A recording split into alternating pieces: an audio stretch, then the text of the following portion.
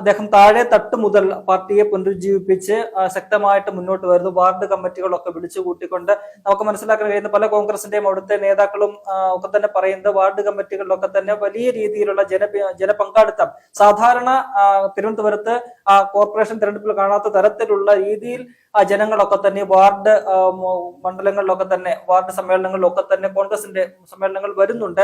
ആ രീതിയിൽ കോൺഗ്രസിന് ഒരു ആത്മവിശ്വാസം അവിടെ കിട്ടുന്നുണ്ട് എന്ന് അവർ തന്നെ പറയുന്നത്. അത് മാത്രമല്ല, കുടുംബ സംഗമങ്ങൾക്ക് അവർ പണ്ടത്തെക്കാൾ വളരെയധികം പ്രാധാന്യം കൊടുത്തിട്ടുണ്ട്. കുടുംബ സംഗമങ്ങളിൽ അത് നടത്തിയതിന്റെ ഫോട്ടോ അവർ അപ്ഡേറ്റ് ചെയ്യണം. കാരണം എങ്ങനെയെങ്കിലും എന്തെങ്കിലും നടത്തി ആരെങ്കിലും ബോധിപ്പിക്കാൻ വേണ്ടി ചെയ്യുന്ന പരിപാടി ഇനി ഇല്ല എന്ന് തന്നെയാണ് പ്രതിപക്ഷ നേതാവായിട്ട് വി ഡി സതീശൻ വന്നതിന് ശേഷമുള്ള ഒരു മാറ്റമാണ്. അദ്ദേഹം ഈ തെരഞ്ഞെടുപ്പുമായി ബന്ധപ്പെട്ടുള്ള യോഗങ്ങളിലൊക്കെ തന്നെ അദ്ദേഹം ഇങ്ങനെ നിർദ്ദേശം കൊടുക്കും. ഇന്നടുത്ത യോഗം ചേരണം, അല്ലെങ്കിൽ കുടുംബയോഗം, അല്ലെങ്കിൽ അത്തരത്തിലുള്ള യോഗങ്ങൾ ചേർന്നാൽ വാർഡ് കമ്മിറ്റി യോഗങ്ങളൊക്കെ ചേരണം, അവിടെ ഇത്ര പേർ പങ്കെടുക്കണം എന്നൊക്കെ പറഞ്ഞ് അതിന്റെ ഫോട്ടോ അതിന് പ്രത്യേക ഗ്രൂപ്പ് ഉണ്ട്, അതിൽ ഇടണം എന്ന് പറയും അദ്ദേഹം. അത് അദ്ദേഹം തന്നെ നേരത്തെ അത് തുറന്നു പറഞ്ഞിട്ടുള്ള കാര്യമാണ്.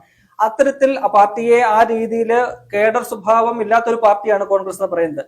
എങ്കിൽ പോലും അതിന് ഒരു സെമി കേഡർ എന്നുള്ള രീതിയിലാണല്ലോ കെ സുധാകരൻ പ്രസിഡന്റ് ആയിരിക്കുമ്പോൾ പ്രവർത്തനമൊക്കെ നടത്തിയത്. അത് ശക്തമായിട്ട് മുന്നോട്ട് കൊണ്ടുപോകാൻ വി ഡി സതീശന് കഴിയുന്നുണ്ട്. അദ്ദേഹം ആ രീതിയിൽ പാർട്ടിയെ താഴെ തട്ട് മുതൽ ഇങ്ങനെ ചടുലമായിട്ട് നിലനിർത്താൻ പരിശ്രമിക്കുന്നുണ്ട്. അപ്പോൾ തിരുവനന്തപുരത്തേക്ക് വരുമ്പോൾ കെ മുരളീധരൻ നേരത്തെ തന്നെ പ്രവർത്തനങ്ങൾ തുടങ്ങുന്നു, ശക്തമായ പ്രവർത്തനമായിട്ട് മുന്നോട്ട് പോകുന്നു. വിവിധ തലത്തിലുള്ള ചർച്ചകൾ നടക്കുന്നു. ആദ്യത്തേന്ന് പറയുന്നത് ഈ സ്ഥാനാർത്ഥി നിർണയമാണല്ലോ. കോൺഗ്രസിനെ സംബന്ധിച്ച് ഏറ്റവും ഒരു തെരഞ്ഞെടുപ്പിൽ ഏറ്റവും കടുകട്ടിയായിട്ടുള്ള വിഷയം എന്ന് പറയുന്നത് സ്ഥാനാർത്ഥി നിർണയമാണ്. നാമനിർദ്ദേശ പത്രിക സമർപ്പിക്കുന്നതിന്റെ അവസാന നിമിഷങ്ങളിൽ പോലും സ്ഥാനാർത്ഥി നിർണയവുമായിട്ട് ബന്ധപ്പെട്ട് തർക്കം നടന്ന് പത്രിക കൊടുക്കുന്ന കാശ് നമ്മൾ പല തവണ കണ്ടിട്ടുണ്ട്. തദ്ദേശ തെരഞ്ഞെടുപ്പിലൊക്കെ എന്ന് പറഞ്ഞാൽ റിബലുകളുടെ ശല്യമായിരിക്കും കോൺഗ്രസിനെ സംബന്ധിച്ച്.